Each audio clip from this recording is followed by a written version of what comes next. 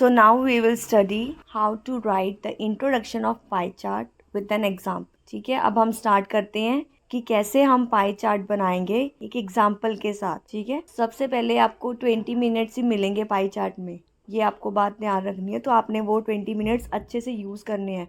तो first 5 minutes अगर आप अच्छे से क्वेश्चन रीड करो और उसमें से जो जो मेन पॉइंट्स है उसको निकालो, आप लिखो. आपको सोचना है उस 5 मिनट्स में ही कि कैसे इसका फर्स्ट पैराफ्रेजिंग करें, कैसे इसमें ओवरऑल क्या है, और बॉडी पैराग्राफ 1 में कितने पॉइंट्स लिखोगे और बॉडी पैराग्राफ 2 में. ये सारा आप 5 मिनट्स में ही, विद इन 5 मिनट्स आप ये मैनेज करके अपना स्टार्ट कर दोगे. तो एक फ्लो में विद इन 15 मिनट्स आपका डेफिनेटली 20 मिनट्स में ये आपका कवर हो जाएगा. तो अब हम देखेंगे कि हम इसको कैसे करें. तो मैं आपको बेस्ट वे बताऊंगी. अगर ये आप वे यूज़ करोगे तो डेफिनेटली आप बहुत अच्छे बैंड स्कोर कर पाओगे और विद इन टाइम लिमिट आप अपना टास्क 1 पूरा कर सकते हो. तो हम स्टार्ट करते हैं. अभी आप एग्जाम्पल देखो. फर्स्ट क्वेश्चन क्या है? The two graph shows the main sources of energy in the USA in 1980s and the 1990s. Right a report for a university lecturer describing the changes which occurred. Write at least 150 words. तो आपने अच्छे से पहले question को 2-3 times read करना है. आपको समझ आ जाए कि क्वेश्चन क्या डिमांड कर रहा है. ठीक है, आप अगर अच्छे से क्वेश्चन को रीड करोगे तो आपको पता लग जाएगा क्वेश्चन क्या डिमांड कर रहा है. और आपने अपनी वर्ड लिमिट्स 150 to 170 है. तो आपको जब आप 1-2 ऐसे ये रिपोर्ट लिखोगे आपको पता लग जाएगा कि कितनी उसकी लेंथ रखनी है. और मैं आपको बता दूंगी वे भी कितना बॉडी पैराग्राफ 1 होना चाहिए, 2 होना चाहिए. तो उतने में ही वो 150 से 170 वर्ड्स कवर हो जाएंगे. अभी इन्होंने हमें 2 पाई चार्ट्स गिवन है. आप अगर क्वेश्चन में देखो तो 2 पाई चार्ट्स गिवन है. एक 1980 का दिया हुआ और एक 1990 का दिया, जिसमें बताया गया है कि सोर्स ऑफ एनर्जी यूएसए में क्या क्या यूज़ किया. जैसे oil, natural gas, coal, hydro electric power, nuclear power, ये सारी ही यूज़ की गई हैं. ठीक है, तो ये यूज़ की गई हैं यूएसए में. एक 1980 का दिया हुआ रिकॉर्ड और एक 1990 का रिकॉर्ड दिया है. आपने दोनों ही पाई चार्ट्स को कंपेयर करना है. जब भी 2 पाई चार्ट्स आते हैं वो कंपेयर करने होते हैं, क्योंकि क्वेश्चन जब आपने बैंड डिस्क्रिप्टर पढ़ा था तो उसमें स्पेशली लिखा था कि do the comparison wherever possible. अगर आप डिस्क्राइब भी करो और साथ में कंपेयर भी करो तो वो आपका जो टास्क 1 हो जाता है वो बहुत ही अच्छा बन के आता है. और आज हम सिर्फ क्या सीखेंगे? इंट्रोडक्शन. कि इंट्रोडक्शन कैसे लिखते हैं. इंट्रोडक्शन में कुछ नहीं होता, जस्ट क्वेश्चन को पैराफ्रेज करते हैं. पैराफ्रेज का मतलब होता है कि वर्ड्स की थोड़ी चेंजेस कर देते हैं. जैसे जो भी क्वेश्चन हमें गिवन है, जैसे ये क्वेश्चन गिवन है, the 2 graphs show the main sources of energy in USA in 1990s and 1980s and 1990s. तो इसको, इस लाइन को हमने, जो नीचे वाली राइट लाइन है वो नहीं लिखनी. आपका जो फर्स्ट लाइन है वही आपका क्वेश्चन है मेन, उसी को आपने पैराफ्रेज करना है. इसकी अगर आप थोड़ी वेरिएशंस लेकर आओगे तो उसको ही हम बोलते हैं पैराफ्रेजिंग. इसमें मतलब क्वेश्चन में ही थोड़ा वेरिएशन लेकर आना, डायरेक्ट क्वेश्चन को ही नहीं कॉपी पेस्ट करना. अगर आप कॉपी पेस्ट करोगे तो उसके नंबर कम हो जाते हैं. अभी देखो इसमें क्या लिखा है. In pie chart you have to write 4 paragraphs. Pie chart में कितने पैराग्राफ्स होते हैं? 4 पैराग्राफ्स होते हैं. ठीक है, कौन से? पैरा 1 कौन सा होता है? इंट्रोडक्शन. पैरा 1 होता है introduction, para 2 overview, then body paragraph 1, then body paragraph 2. Total आपके ये 4 पैराग्राफ्स होते हैं. ठीक है, जो इंट्रोडक्शन होती है वो अराउंड आप 30 to 40 के बीच वर्ड्स आप यूज़ कर सकते हो, और ओवरव्यू में भी. बॉडी पैराग्राफ्स 1 और 2 आप ले सकते हो 50-50 वर्ड्स के. ठीक है, तो इससे आपके जितनी वर्ड लिमिट है उसमें आप इजीली ही लिख सकते हो. अगर आप 30-30 दोनों इंट्रोडक्शन और ओवरव्यू में अपने वर्ड्स लिखो और 50-50, तो टोटल आपके 160 आ जाएंगे. ठीक है, अभी हम सैम्पल्स देखते हैं. अपना क्वेश्चन अगर हम दोबारा देखें तो क्वेश्चन में क्या है? The 2 paragraphs show. अभी 2 ग्राफ्स हैं, इसको अगर हमने चेंज करना है, मतलब हमने इंट्रोडक्शन देखनी है. इंट्रोडक्शन में क्या आता है? हाँ जी, तो इंट्रोडक्शन क्या है? Paraphrasing of the question. जो भी आपको क्वेश्चन दिया है उसको आपने उसका फॉर्म चेंज कर देनी है. या कभी एक्टिव को पैसिव वॉइस में बना दो, पैसिव को एक्टिव में बना दो, टेंसेस चेंज कर दो, वर्ड्स चेंज कर दो. बहुत सारे वेज हैं जिसमें आप पैराफ्रेज कर सकते हो.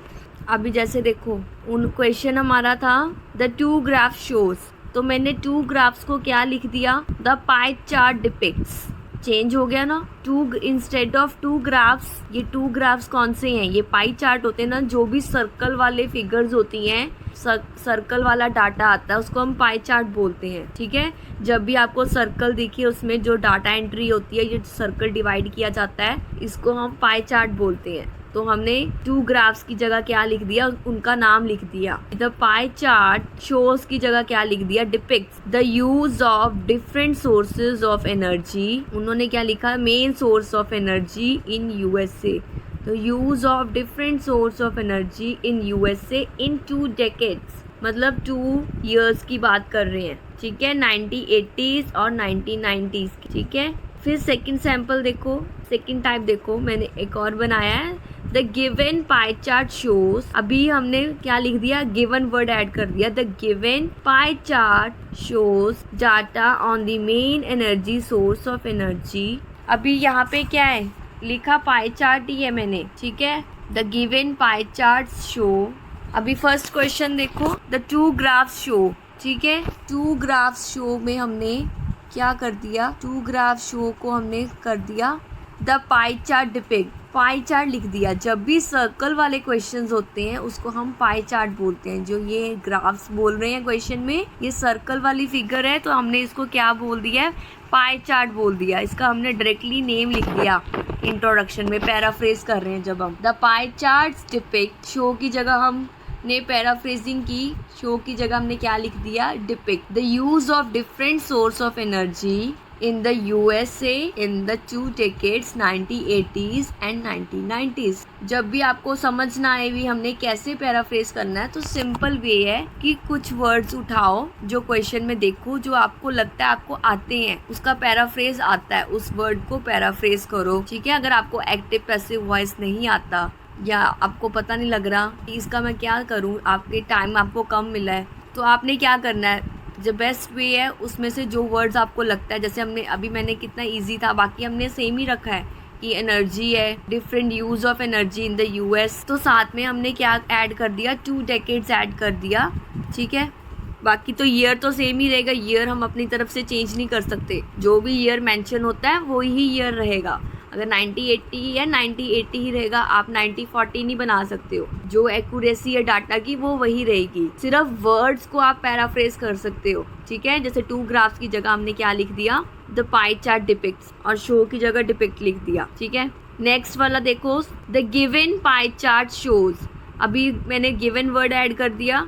पाई चार्ट्स, अभी डिपिक्ट की जगह हमने क्वेश्चन वाला शो ही रखा है। Show the data on the main energy sources in the United state. अभी यूएसए लिखा था, उसकी मैंने फुल फॉर्म लिख दी, थोड़ा वेरिएशन आ गया।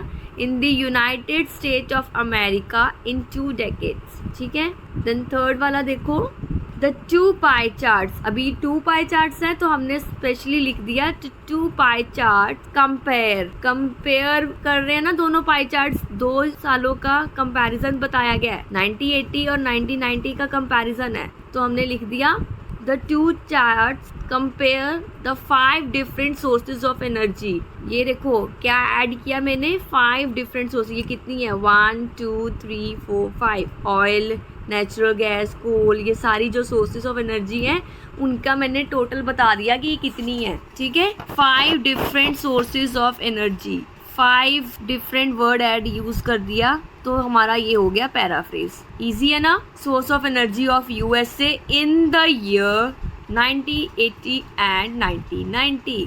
सिंपल, कितना इजी है देखो, सिर्फ वर्ड प्ले ही है, पैराफ्रेज कुछ नहीं है, जस्ट एक वर्ड प्ले है। आपको वर्ड्स के साथ खेलना आना चाहिए, उसको करेक्ट फॉर्म में लिखो जिसका करेक्ट सेंस बन के आए। सबसे इजी है पैराफ्रेज करना। अभी लास्ट वाला क्वेश्चन देखो, the given pie charts depict. ये मैंने सेम ऊपर वाला ही रखा, the given pie charts depict, मतलब क्वेश्चन का नहीं सेम है, जो सैंपल मैंने ऊपर आपको दिखाया था उसकी ये चीज सेम है। क्वेश्चन में तो हमारा क्वेश्चन क्या था, एक बारी क्वेश्चन देख ले हम, उसमें था द 2 ग्राफ्स शो। अभी मैंने क्या लिखा है? The given pie charts depict sources of energy. जो सोर्सेज ऑफ एनर्जी हमारा क्वेश्चन में ही था, नेमली मैंने इसमें मेंशन कर दिए भी कौन से सोर्सेज हैं जो हमें ऑप्शंस में गिवन थे, सोर्सेज मैंने वो मेंशन कर दिए।